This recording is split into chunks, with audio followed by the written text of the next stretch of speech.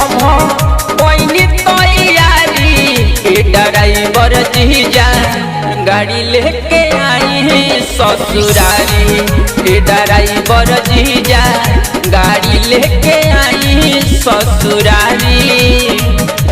चढ़ता सावन काले पहिला सोमारी ड्राइवर जीजा गाड़ी लेके आई ससुरारी ड्राइवर जीजा गाड़ी लेके आई ससुरारी।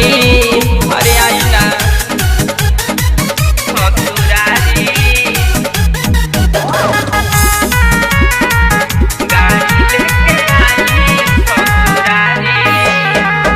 घर भर संगही चली दीदियों के ले आई सुल्तानगंज से जलवा चल के भराई।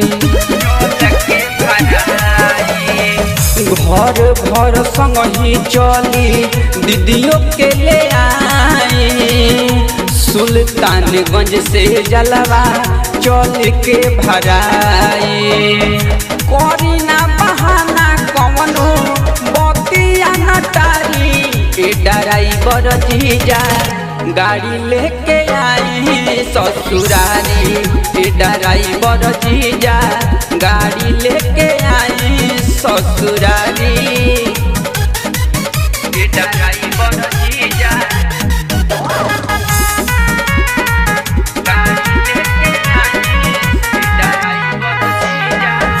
जीजा सुमित हम तो सब कुछ जुटवनी निखिल बाबा से कामर मंगवनी।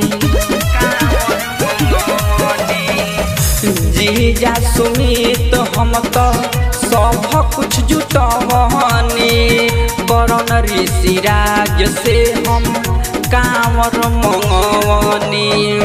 अभय मन जे सबनी है बाबा के पुजारी ड्राइवर जीजा गाड़ी लेके आई ससुरारी ड्राइवर जीजा गाड़ी लेके आई ससुरारी जल्दी आई।